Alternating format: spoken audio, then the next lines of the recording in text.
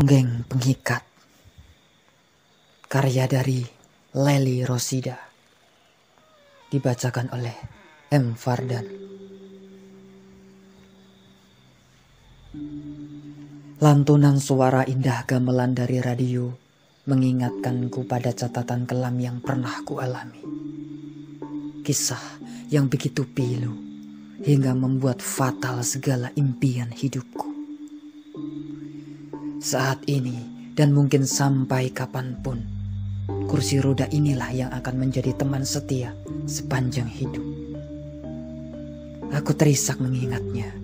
Nyatanya, di usia kepala 3 ini, aku masih menyendiri sebab karma masa lalu. Aku narsih. Kala itu, masa belia aku mantapkan diri menjadi seorang penari ronggeng.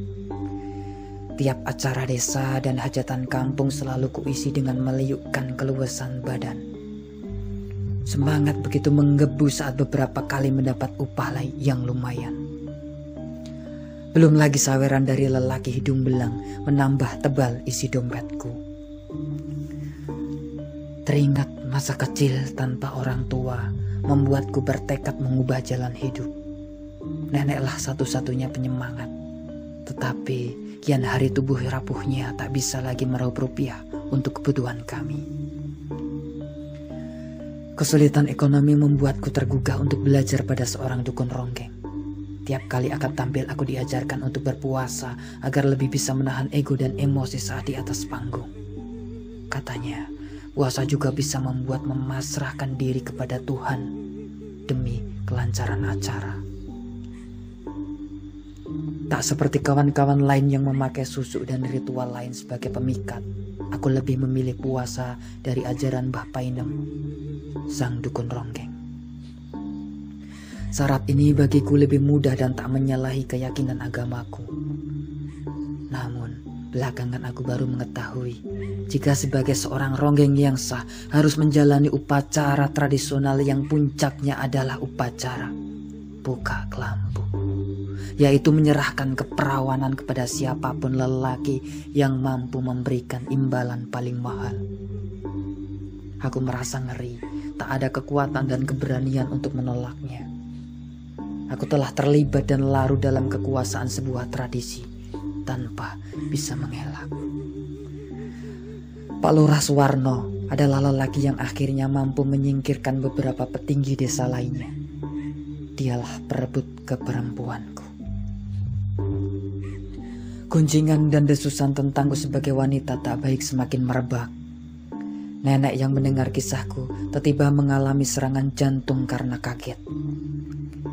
Nyawanya tak tertolong saat tiba di rumah sakit. Hatiku pedih mengingat dialah satu-satunya keluargaku.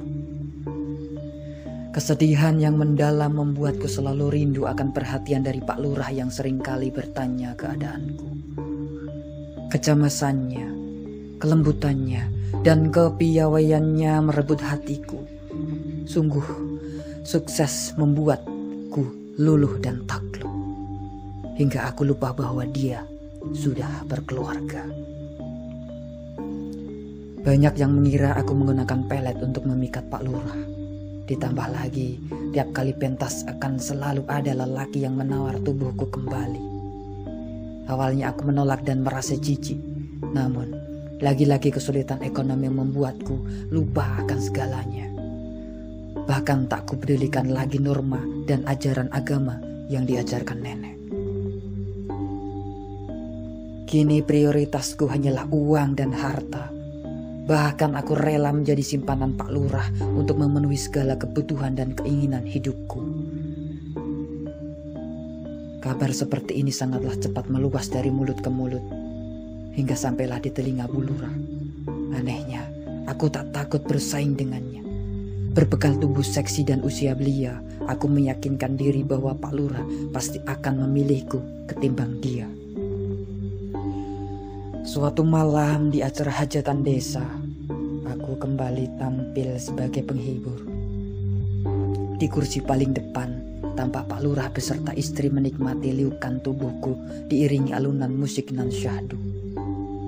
Ini kesempatanku, pikirku. Aku dekati Pak Lurah lalu mengalungkan selendang pada lehernya. Ia berdiri begitu saja tanpa memedulikan istrinya. Nampak raut wajah kesal di wajah wanita syahnya itu. Kutarik tangan kekar itu ke belakang pinggulku. Lantas di dadanya yang bidang, aku melenggok-lenggok seakan mengejek pada Bu Lurah. Penonton semakin riuh dan meneriaki kami dengan siulan-siulan panjang.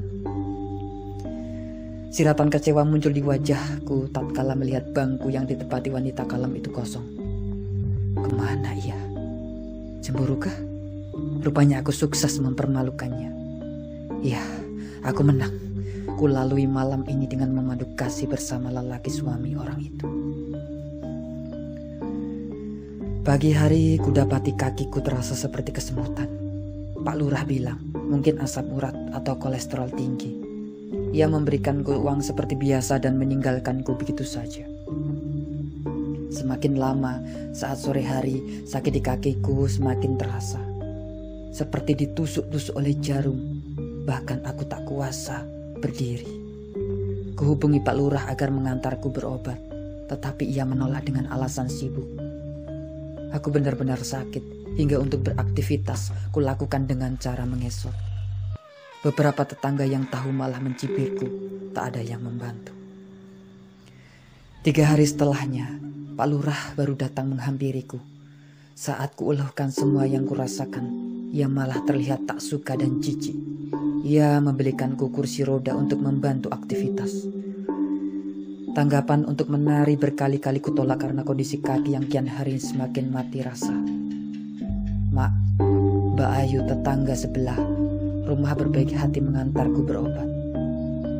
Akan tetapi tak ada penyakit yang terdeteksi. Kunjungan dari Pak Lurah semakin jarang. Ia hanya mengirim uang dan makanan lewat ajudannya saja. Aku semakin merasa sedih. Tak ada seorang pun yang berbelas kasih di saat aku seperti ini. Bruk. Aku terjatuh dari kursi roda saat akan menghampiri tukang sate yang lewat depan rumah. Lagi-lagi hanya Mbak Ayu yang mau menolongku. Ia memandang kakiku dengan pandangan mual. Ya, kakiku kubalut perban sebab borok yang semakin menjalar dan mengeluarkan bau busuk. Maaf Mbak, kalau mau muntah keluarkan saja. Tak apa, kataku seraya menekuk wajah malu. Aku masih bisa tahan kok. Kamu tahu nggak siapa yang udah bikin kamu seperti ini?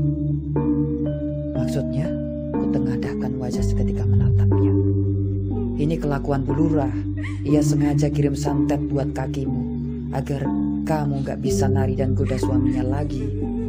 Jelasnya yang membuatku menganga. Makanya Narsi, kamu jadi wanita itu jangan kecentilan. Kalau udah gini, siapa yang repot? Kamu di sini hidup sebatang kara, tidak ada yang bakal bantu kamu karena kelakuan kamu sendiri. Semua orang malas lihat kamu. Linangan air mata mendesak ingin tumpah seketika. Tenggorokanku bergetar menahan rasa sesak di dada. Mbak Ayu hanya mengelus-elus pundakku, mencoba menguatkan. Mbak, apa ada cara buat menghilangkan santet ini? Iya, mungkin. Sudah terlanjur, sulit. Jawabnya singkat membuatku semakin pesimis. Tapi mungkin masih bisa dicoba, tambahnya memberiku semangat. Aku mengangguk. Dengan bantuan Mbak Ayu, aku dipertemukan dengan orang pintar yang akhirnya bisa sedikit menghilangkan rasa sakit yang menjalar. Perlahan kakiku berangsur pulih, namun tetap sulit untuk berjalan. Tak lupa aku pasrahkan diri pada Tuhan.